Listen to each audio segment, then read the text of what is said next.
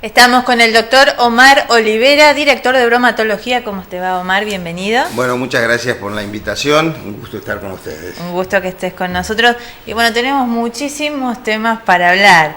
Vamos a comenzar, estamos en verano, el tema de la refrigeración en los alimentos, de los supermercados, los almacenes.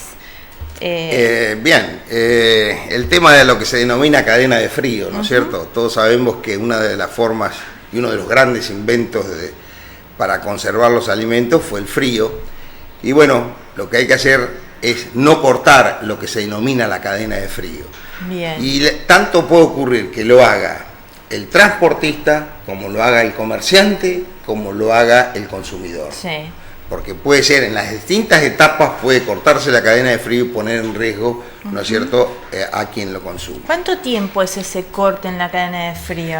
Mira, se habla de que, te voy a dar un panorama, Sí. Las temperaturas ideales, ¿no es cierto?, para que no se reproduzcan las bacterias es de 5 grados hacia abajo, es decir, hasta menos, o sea, sí, el congelado o supercongelado, que es menos 18, que es lo que se trabaja los alimentos. Después hay freezer que trabajan hasta menos 70 grados, que generalmente no se utilizan, ¿no es cierto?, en la parte alimenticia. Pero de 5 grados hacia abajo, es decir, las bacterias no se reproducen. Es decir, con la menor temperatura, menos se reproducen. De ahí para arriba, hasta los 60 grados, 65 grados, las bacterias se van reproduciendo. Y se dice que una bacteria en una hora, ¿no es cierto?, en 20 minutos se reproduce 2 veces. O sea que si comenzamos a hacer una cuenta matemática, vemos que la reproducción es geométrica. Por eso hay que dejar los alimentos sin la cadena de frío lo menos posible. Y por eso también se dice que un alimento que está congelado nunca se debe descongelar y volver a congelar. Esa es la causa. ¿No es cierto? Por lo tanto, nosotros lo que velamos como dirección de bromatología y que hacemos salud pública es que esa cadena de frío se mantenga, tanto sea en el transporte, por eso todo camión o vehículo que transporte sustancias alimenticias que deben merecer refrigeración tienen que pasar por la dirección de bromatología. Nosotros lo primero que hacemos es tomar la temperatura, principalmente en este periodo del año, ¿no es cierto?, donde la temperatura ambiente es muy alta. Es muy alta. ¿Y cómo se hace para, por ejemplo, el supermercadista o comerciante que le entregan la mercadería y la deja ahí una hora sin ponerla? Claro, eso no tendría que ocurrir, porque si nosotros llegamos a ese lugar en ese momento y encontramos, vamos a suponer, un producto, la leche. La leche, sí. ¿No es cierto? La leche se debe mantener entre una temperatura entre 10, máximo 12 grados. Claro. Lo máximo que tiene que estar. Generalmente, arriba de los camiones, la leche va a 4 grados, 5 grados, más de eso generalmente no la transporta. Pero si un comerciante la deja fuera de la heladera, es decir, viene el repartidor y la deja ahí, que hubo una época que tuvimos que combatir, digamos, instruir al comerciante. Muchos comercios tenían la costumbre de dejar la bandeja afuera y que la gente se sirviera, pero capaz que estaba 3 horas esa leche afuera. Claro, pleno verano, perdía toda la calidad que puede traer la leche. Recuerden que son leches pasteurizadas, si ustedes leen van a ver que dice leche pasteurizada, las que vienen en cajita, que no precisan frío. Claro. Dicen UHT, eso quiere decir ultra alta pasteurización, es decir, pasan a 120, 130 grados de temperatura durante 1 o 2 segundos, a una presión baja. ¿Qué ocurre? Con eso hace que la leche reciba una temperatura muy alta y no quede bacteria. Por eso ese tipo de leche que viene en botella, que viene en cartones, que la habrán visto en el supermercado, no precisa frío hasta que no se abre. Bien, cuando se abre la heladera. Es lo mismo que ocurre con mayonesas y cualquier otro producto que ustedes lo ven, pero dice, una vez abierto, hay que colocarlo en el frío de la heladera. Y Omar, cuando ven, por ejemplo, en un comercio que está ahí y la temperatura no es la adecuada, sacan la mercadería, ¿no?, de circulación. Si la temperatura de la mercadería está fuera de rango, o sea, vamos a poner, si encuentra una leche en vez de a 12, a 13 grados, bueno, inmediatamente obligamos a que la coloquen frío. Por 1 grado Sí, no va a ocurrir una no explosión de perjudica, bacterias. sí. Pero si yo encuentro una leche a 15, 16, 18, 20 grados, como hemos encontrado, automáticamente esa va de decomiso y destrucción. Perfecto. No podemos Para permitir. poder estar tranquilos como consumidores. Y como consumidores también recordar que lo último que se carga en el changuito es lo que va, ¿no?, en la heladera por el trayecto después de la cola del supermercado, de llegar hasta acá. Ahí capaz que compramos ocurre en el supermercado, entre pito y flauta estamos 1 hora y pico. Y si nos encontramos Y si con no alguna paseas, vecina, sí, si nos encontramos 2 horas. a veces esas señoras que se paran en el medio del pasillo del supermercado, Sí. ahí, que no dejan pasar, se encuentra y parece que es el lugar de Estamos reunión. 2 horas y si compramos Entonces, primero lo frío. hay que tratar de que eso no ocurra, o sea, que hablen todo lo que quieran, pero después compran. Primero hablen y después compren, principalmente lo que precisa frío, por supuesto, ¿no?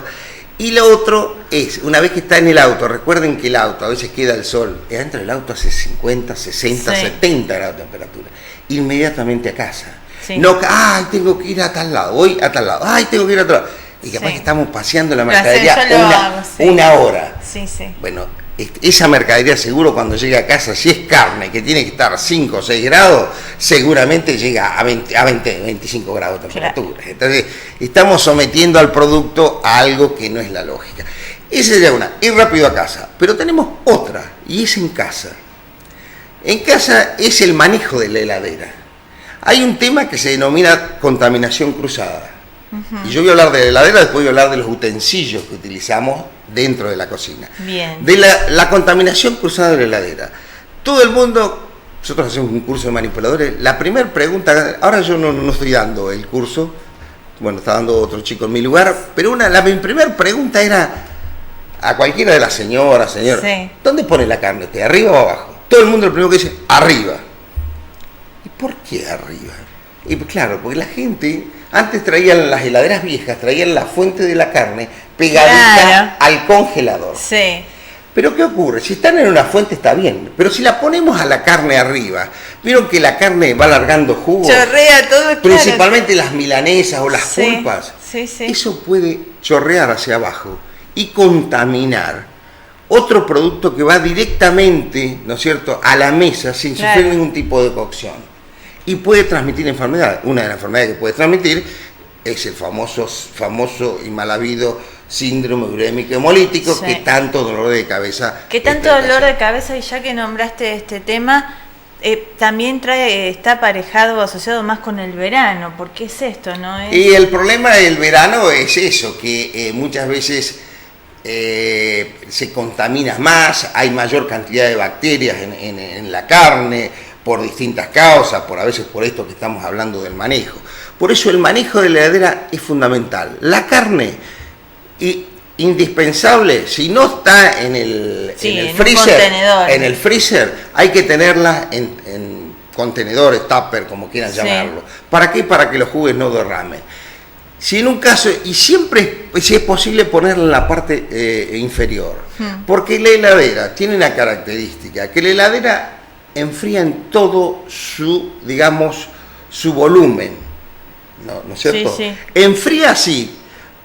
Un ejemplo, siempre que llegan las fiestas, el ama de casa se queja, esta heladera no anda bien, no enfría. No es que la heladera no anda bien, es no que enfría, la colmamos con es que le metemos tantos kilos Claro. de alimentos, bebidas, que el frío no puede desparramarse como corresponde. Claro. Entonces, ¿qué nos ocurre? No enfría, hay cosas que se enfrían y cosas que no se enfrían. Sí. Porque para eso tiene un volumen en la heladera, no es para meter todo así y después cerrar la puerta y ponerlo en Y precinto. quedar claro. Porque así no va a enfriar. Y tampoco abrir la heladera 77 veces por día. Los chicos tienen la costumbre, mamá, quiero jugo, brum, abre la puerta. Viene el otro, mamá, quiero jugo, brum, ¿no es cierto? Y están todo el día en la heladera, bum, bum, no enfría, no llega. Una heladera que funcione bien, y es bueno a veces que el ama de casa tenga un termómetro. Muchas veces para controlar las carnes, las temperaturas que tienen, que muchas veces se hace a ojo, ahora voy a explicar cómo, o para medir la heladera, a ver cómo está funcionando. La heladera tiene que tener en la parte normal de 5 grados hacia abajo. Normalmente según el frío que uno lo gradúe, pero no más de 5 grados. 5, 4, 3, 2, Bien, porque si no empieza... No menos de uno, porque si no nos congela en la parte de que vendría a ser. Claro. Y en el freezer tiene que tener lo que marque la heladera, así según las estrellas y todo eso que dice, generalmente es entre menos 16 y menos 18 grados. Bien. Eso es una heladera funcionando bien, porque usted sabe que a veces la heladera o no cierra bien, las gomas están mal porque hace unos años, o no tiene el gas necesario y no enfría. Eso también nos trae problemas con el tema de los alimentos. Bien. Y lo otro que decía del termómetro, de las carnes, el tema del síndrome urémico que dice cuando uno le sirve a los chicos una, ¿cómo es? Una hamburguesa Sí, que no esté roja dentro. Sí, no. Bueno, ese es un método visual. La carne cuando está roja es porque en ese lugar no llegó a 65 grados. O sea, ahí puede haber bacteria y la Escherichia coli que produce el síndrome urémico hemolítico podría estar. Generalmente esto está en la superficie de las carnes, digamos, enteras. En las carnes molidas, por eso son más peligrosas porque ahí se mezcla todo. Entonces, al mezclarse todo, bacterias que estaban en la superficie pasaron al centro. Y si el centro está crudo, o sea, no llegó a los 65 grados, es cuando los chicos se enferman. Sí. Una forma podría ser método visual. Si la carne está roja, no llegó a esa temperatura. Otro método es con los pinchacarne, que son unos termómetros que tienen, ¿no es cierto?, como una púa que uno las inserta, que es lo que utilizamos nosotros para insertar tanto sea en las medias reses, tanto sea en una leche, en un yogur, y eso mide la temperatura. Eso también se puede tener y son baratos. Va a cualquier casa que vende todos estos artículos para el hogar. Y empezamos a cuidar nosotros mismos, porque a veces le echamos la culpa al resto y no, y las macanas nos las mandamos en casa. No, normalmente son errores humanos. Sí. Normalmente son errores humanos. Sí. A veces ocurre que hay comerciantes que cometen algunas acciones que no lo deben hacer. ¿Se sigue usando a apagar la electricidad de las heladeras de la noche? Eso que quedó de una época. Ese es un tema y hay determinados comercios que a veces le echan la culpa. Nosotros hemos seguido esos comercios y generalmente no es tan así. Pero que hay gente que a veces apaga la heladera, sí, pero... Cuando tenemos sospechas, nosotros en primer lugar le pedimos a la gente que quien sospeche algo de eso nos lo denuncie. Bien. Nos llama a bromatología, nos dice en tal lugar apagan la heladera, nosotros vamos y lo confirmamos. Vamos a primerísima hora y es rarísimo, no puede, salvo que el hombre ese se levante a las 4 de la mañana, pero si nosotros vamos a primerísima hora cuando recién está abriendo o antes que abra, no va a poder los productos llegar a la temperatura ideal. Claro, y ahí ya está. Bien. Entonces, esa es una forma de detectar. Otra forma que quisiéramos implementar y lo tenemos en estudio, hay unos aparatitos que se llaman termógrafos, que es como una pilita de esas de reloj o de los llaveros de los autos, que se colocan dentro de la heladera. Ese implemento, ¿qué es lo que hace? Nos va monitoreando la temperatura de esa heladera. Después, con un aparatito que se coloca, esta parecida a una pilita, se coloca en un puerto USB de la computadora, nos tira toda la temperatura que podamos haber tenido, y uno lo pone cada X minutos, cada 10 minutos, cada 15 minutos, cada 30 minutos, cada hora. Y si uno lo pone cada hora, por ejemplo, por ahí sirve hasta casi, hay algunos que sirven hasta casi un año. Lo mismo ocurre en los camiones. Hay camiones que vienen con termógrafos porque la misma empresa obliga. Porque a veces ocurre que apagan los equipos de frío, los camiones, ¿para qué? Para que tenga mayor rendimiento de velocidad el vehículo. Porque como nos ocurre con el auto, cuando prendemos el aire acondicionado, nos gasta más nafta y nos rinde menos el auto, no tiene menos velocidad, según la cilindrada del auto.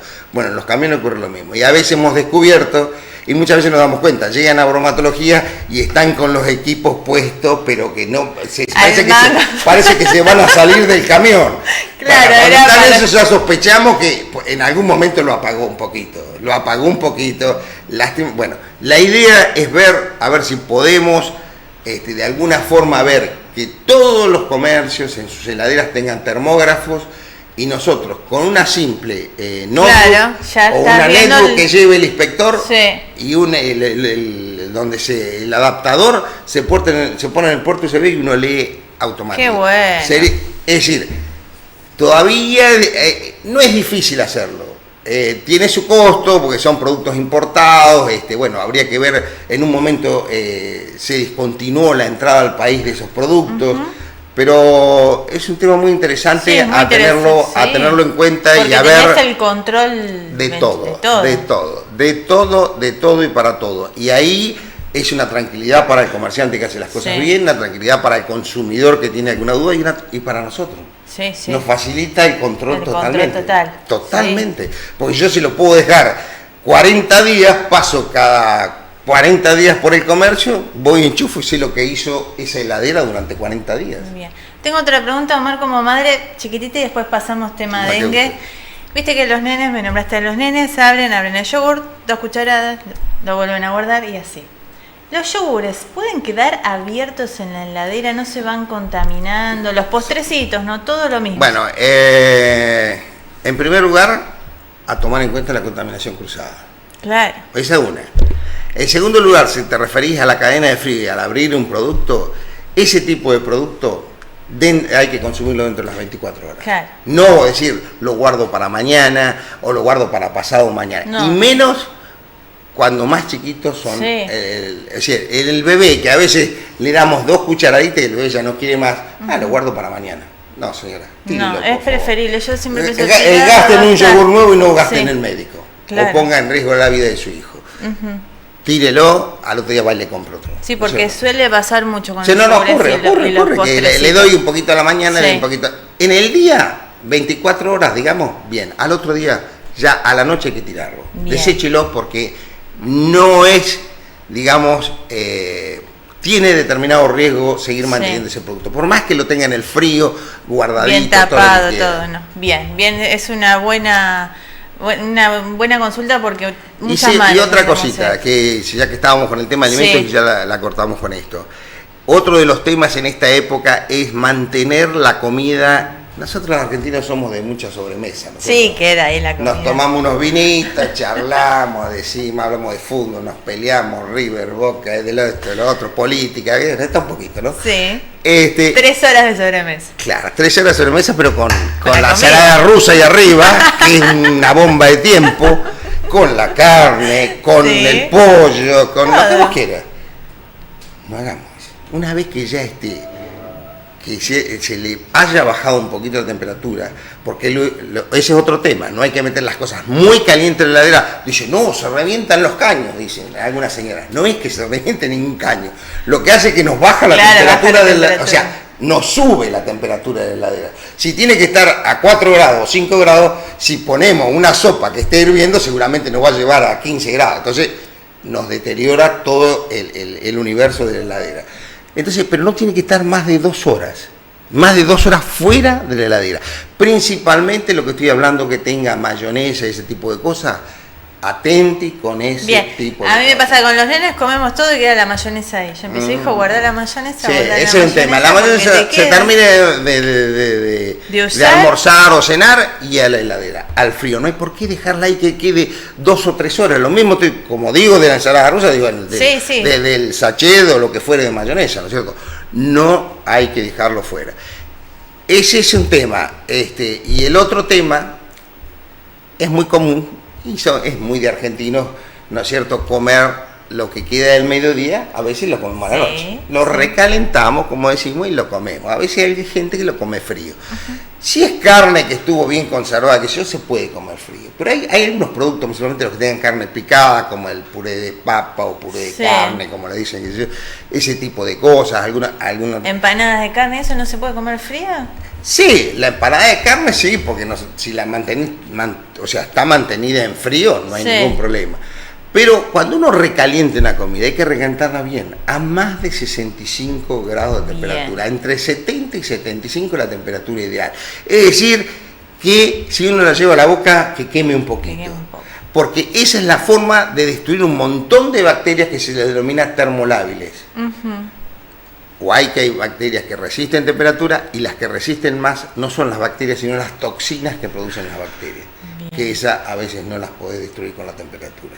Y esas son las que producen problemas más serios. ¿Cuántas cosas que desconocemos que nos mandamos las macanas. ¿Los cursos que dan en bromatología es abierto a todos? Si queremos cualquiera van muchos amas de casa, sí. Van muchos, o sea, ustedes saben que ese curso es una ley nacional, el Código Alimentario Argentino, en el artículo 21, dice que todo aquel que tenga que sacar la libreta sanitaria, que es otro elemento indispensable e ineludible para estar en un comercio, es tener la libreta sanitaria. Tiene que tener el curso sanitario, el curso de manipuladores, sí, para poder ir al hospital a gestionar la libreta. Pero hay mucha gente que no, que se sintió, digamos, interesado en el tema cuando uno habla de estos temas, sí, y dice, sí. Porque todo esto que yo estoy hablando, lo damos, calcule que dura una semana el curso. Claro. O sea que lo que yo hablé, hablé 15 minutos, no sé cuánto habré hablado, pero el curso son 3 horas por día durante 5 días, con un examen incluido. Todo lo que no sabemos, me está... No, está bien, es mucho más completo, se habla de las bacterias, cuáles son, cómo se reproducen, cómo actúan, cuáles son. Y otro tema muy importante que, ya que estamos en el... Bueno, lo dejé si pasamos al dengue. Pero déjame decirlo, es el tema del agua. Sí, muy importante. El agua es fundamental. Cuidado con el tema de los pozos, ¿no es cierto? El agua de pozo que no es tratada. La mayoría de las napas, por un tema, digamos, de la cantidad de habitantes, por las napas, por la cantidad de elementos que se utilizan en el campo, están contaminadas. Y algunas contaminaciones son muy serias y ocasionan gravísimos riesgos a quienes la consumen. Bien. Entonces, el agua es fundamental. Y el otro tema fundamental, hablando de agua, son las piletas. Hay un montón de enfermedades, ¿no es cierto?, que se transmiten en la pileta. Entonces, las piletas tienen que estar, el agua de las piletas muy bien tratada. Tienen que tener el nivel que corresponde de cloro, ¿no es cierto? Sí. También, bueno, si le pones el ácido y le pones, digamos, el estabilizante para que no se te eche a perder el agua y te dure durante toda la temporada, mejor, así gastamos menos agua, sí. ¿no es cierto? Un producto que no es recuperable, relativamente. Entonces, pero lo fundamental es el nivel de cloro en las piletas, principalmente en las piletas que denominamos públicas, pero también en las particulares. Las particulares porque nos bañamos un montón de gente. Sí, sí. Y si no tiene el nivel de cloro necesario, que varía entre 0,5 partes por millón y 1,2 partes por millón de cloro libre, ¿no es cierto? Eso hace que, digamos así, que se potabilice el agua. Por lo tanto, que cualquier bacteria que quede flotando ahí en el agua muera. Por eso es fundamental mantener un nivel de cloro y sepan que el cloro, digamos, se desvanece o se pierde con los rayos del sol, con la materia orgánica que transmite el cuerpo humano, con el movimiento que hacemos entre la pileta. Por eso nosotros en las piletas públicas obligamos a que midan el cloro 3 veces por día. A primera hora de la mañana, al mediodía cuando está el rayo del sol y cuando termina la hora de la pileta, que es donde se agrega la cantidad de cloro necesaria. Bien, así que a tener en cuenta nuestras casas también, y si uno no sabe, averiguar cuánto hay que ponerle, porque tampoco no sobrepasarse, también estoy hablando entre 0,5 y 1,2 partes por millón. Vienen ya los test para medir, que son unos test en base a color. Uno toma agua de la pileta, lo coloca en un tubito, ¿no es cierto? Cambia el color, uno lo mide y se da cuenta la cantidad que tiene. Si tiene mucho, si tiene poco. Mucho no hay que poner porque irrita mucho la vista, reseca mucho la piel. También tiene, pero poco tenemos también. Otra parte. Bien, ahora sí pasamos, luego de 20 y pico de minutos vamos a pasar al dengue. Al famoso dengue. Que también tiene que ver con el agua, ¿no? Mirá, hablando de, ya que decís el tema piletas, aprovecho para decirle a la gente que en el tema piletas también el dengue se reproduce, pero no en las piletas, digamos, que tienen uso por el movimiento a la larva, o sea, al mosquito, a la Aedes aegypti no le gusta poner, digamos, los huevitos en agua en movimiento. Generalmente no, siempre lo hace en aguas quietas y prefiere aguas limpias, aunque se han encontrado en zanjones sucios y con agua casi cloacales, se han encontrado larvas de dengue. Pero las piletas, que por ejemplo las piletitas chicas Sí, que se que usan, tenemos que en los la chicos casa. las ensucian y Sí. vienen 2 o 3 días feos y las dejamos, hay que volcarlas. Porque Bien. eso puede ser un nido para que haya una Aedes y venga y ponga los huevos ahí. Y la otra no, porque pasamos el filtro, que ponemos el equipo que Sí, mueve sí. el agua, entonces se elimina. Pero entrando bien en tema del dengue, bueno, el dengue lamentablemente hoy en la Argentina ya está declarada la epidemia de dengue.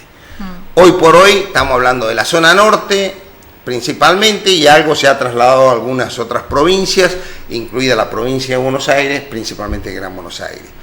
Por la zona, hasta ahora estamos bien, en Tandil estamos bien. ¿Y por qué digo estamos bien? Digo que estamos bien porque nosotros tenemos un monitoreo, que es lo que se denomina un seguimiento entomológico del mosquito, que es poner larvitrampas para ver si vemos las larvas del mosquito. Claro, sí. Entonces, para hacer la identificación, nosotros tenemos colocadas más o menos alrededor de 30 larvitrampas en Tandil, en distintos lugares, y lo que hacemos es las vamos recorriendo y vamos mirando a ver si hay larva de mosquito. Si hay larva de mosquito, hacemos la identificación, si es el culex común, ¿no es cierto?, del mosquito digamos, domiciliario, o es la larva que tiene sus características de Aedes. Hasta ahora no hemos encontrado absolutamente nada, por suerte, y espero que no encontremos. Bien.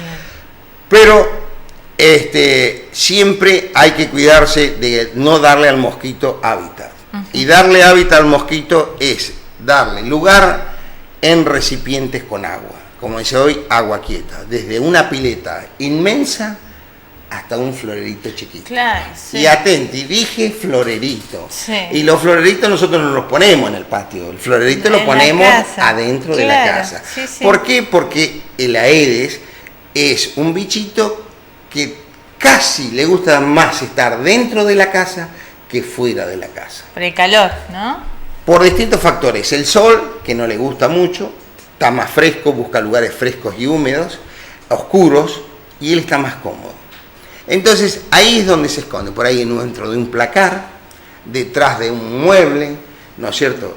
Y capaz que al lado del mueble tenemos la mesita con el florerito. Claro. Ahí puede ser uno de los lugares. Este vaso con agua, Si lo si está dejamos- más de 3 días, Sí. podría ser un factor de riesgo donde la Aedes pusiera sus huevos. Pa. Por eso, ¿qué es lo que hay que hacer? Tanto sea en los floreros o cualquier recipiente de agua, floreros, los que le damos el agua a la mascota, a nuestras mascotas, a nuestras aves de corral si las tenemos, hay que cambiarle el agua como mínimo cada 3 días. Y la otra cosa que hay que hacer es tratar de limpiar, porque los huevitos los coloca el Aedes en el filo, digamos, del agua con el recipiente, en la parte húmeda, no dentro del agua. Claro, Después si cuando volcamos nace el la agua, lo larva, limpiamos. cuando nace la larva, ya se tira, se mete dentro del Claro. agua. Entonces hay que pasar como mínimo un trapito, una esponja para eliminar por si hubiese huevitos pegados. Y la otra, no dejar recipientes que no necesitemos para que junten agua. Sí. Los portamacetas son uno de los grandes riesgos, ¿no es cierto? Siempre Claro. ponemos un portamaceta porque nos mancha, porque esto, porque lo otro. Bueno, ahí Pero queda ahí agua queda agua. permanente. Sí, sí, sí. Lo mismo ocurre con las macetas de afuera, que a veces juntan agua y puede ser que si uno riega muy seguido quede agua dentro de una maceta. Siempre ver que las macetas drenen bien, estén bien perforadas. No dejar envases de yogur, tapitas, hasta una tapita una Sí, miserable que uno tapita no de una piensa gaseosa así en el puede jardín, servir como sí. nido para una Aedes. Sí, sí, sí, sí. Bueno, las canaletas, limpiar las canaletas para que no se quede agua, porque a veces uno mira las canaletas y las ve que tienen mal el declive, encima juntan tierra, que se Ya. hace como una masa, y queda agua. Entonces, eso también sirve. Hay que limpiar las canaletas, limpiar todo lo que sea que se pueda juntar agua. Las chatarras, los autos viejos, esos autos que a veces hay gente que no sé por qué causa los tiene en el fondo de la casa tirados. Si no los usa, señor, o véndalo, o llévelo por favor a algún Sí, lugar de ahí sí. donde se pueda depositar y no lo tenga en la casa. Es un riesgo para roedores, porque ahí se juntan roedores, es un riesgo que los roedores traen otro tipo de enfermedad, para este tema del dengue es un riesgo total. Entonces todas esas cosas hay que tratar de eliminarlo. Lo que no se precisa en el fondo de la casa hay que eliminarlo. Claro. Y la otra, como medidas preventivas. Eso te iba a preguntar, Omar, porque ya para ir cerrando, nos vamos de viajes porque se está en el verano, muchos viajes. ¿Cuál es la medida preventiva? Y si nos vamos de viaje a zonas de riesgo, y en primer lugar es tratar de tomar todos los recaudos posibles para que no nos piquen los mosquitos. En primer lugar, vamos a poner, hoy que está tan de moda irse a Brasil, irse al Caribe, hoy por hoy Brasil está teniendo una cantidad impresionante de dengue, lo mismo está ocurriendo con Venezuela, Colombia. Hoy estaba leyendo un artículo donde dice que en los últimos años, por ejemplo, Venezuela ha sido el país de Sudamérica que mayor cantidad de enfermos de dengue ha tenido, pero Colombia ha sido el que mayor cantidad de dengue hemorrágico tuvo. Claro. Les explicaba hoy, el dengue hemorrágico puede ser mortal. Entonces, si uno viaja a esos lugares, bueno, gracias a Dios está por salir una vacuna. Hay países que ya la están aplicando, México, Brasil, y no me acuerdo si es Cuba, la otra que ya la está aplicando. En Argentina están en prueba. El otro día sentí hablar un doctor por un noticiero, está en prueba. En otros países dice que, digamos, lo que ampara o cubre es un 70-75%. Acá el doctor hablaba de un 60% de inmunidad que da la vacuna. Es una inmunidad relativamente baja, porque de cada 10 solamente, digamos, están cubiertos 6. Claro. Es un poco, ¿no es cierto? Nos quedan 4 personas que quedan a riesgo de que la vacuna no le hizo ningún efecto y se pueden enfermar. Pero ya es un paso adelante, yo creo que esto se va a ir perfecciono y aparte trabalento.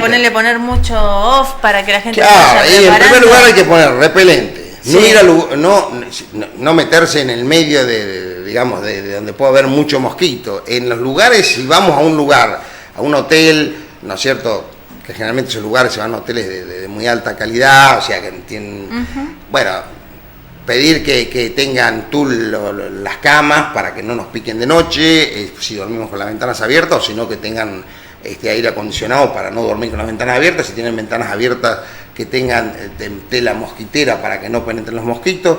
Si salimos al exterior, claro, cuando vamos a la playa vamos en bermuda, pero si nos metemos en una parte más, digamos, en otra parte más selvática, tratar de ir con mangas largas, pantalones largos, que no le demos, digamos, capacidad para que nos pueda picar el mosquito. Prevenir para que no suceda nada. Omar, nos tenemos que despedir, bueno, pero vas a venir otro día porque nos queda mucho por hablar, y la verdad que vos... Para hablar hay que aprender, hablar. ¿no? Y qué sé yo, y a veces uno... No es que tenga el don de la palabra, pero como es descendiente de gallego, uno habla y habla. pero está muy bueno y aprendí un montón de cosas que hacía. No, generalmente hay cosas que son muy interesantes. A veces mucha gente, como vos decías, desconoce cosas y las hace mal. Y no es porque, digamos, porque las está haciendo mal porque quiere, sino que ocurre que por desconocimiento o producen errores involuntarios que a veces puede costar lágrimas. Así que por eso vas a venir mucho más acá para ir sacándonos esas dudas. No hay ningún tipo de problema, nosotros estamos siempre dispuestos. Es una de nuestras funciones hacer educación para la salud. Nosotros, yo siempre digo en bromatología, todo lo que hacemos es salud pública. Porque si yo hago un análisis de un producto, yo me refiero a toda la dirección, ¿no? Si la dirección de bromatología hace un análisis de un producto alimenticio, que está haciendo salud pública. Si hace una castración de una perra, que está haciendo salud pública. Si está revisando un camión que viene con alimentos, hace salud pública. Está revisando un comercio, hace salud pública. Está desratizando, hace salud pública. O sea que todas las áreas nuestras hacemos salud pública. Y también tenemos un área que es educación para la salud. ¿Qué hacemos? Damos charlas, como ese curso de manipuladores, damos así charlas en los centros de salud para las amas de casa, de control de roedores, de la tenencia responsable de los perros. Eso tenemos para otro día. Un tema fundamental para Tandil y para la Argentina, porque donde pises ves una cantidad de perros impresionante y la gente no tiene tenencia responsable, porque tenencia responsable no es solamente darle de comer, sino también tenerlo dentro de su casa que no deje lo que hace el perrito en el medio de la plaza, en el medio de la vereda, que no muerda al vecino nuestro. Todo eso es de buen vecino y tener educación. Y lo que nos falta a veces es un poquito de educación. Pero vamos a ir aprendiendo y ya vamos a hablar de todo eso. Todo se ha mejorado. Y ustedes ven que hay muchos países con un nivel económico, porque muchas veces todos le echan la culpa a la economía, con el mismo nivel económico que nosotros, sí, y con mejor convivencia o calidad de vida que nosotros. Sí, seguro que sí. Gracias, Omar. No, a ustedes. Nos vamos a una pausa y enseguida volvemos.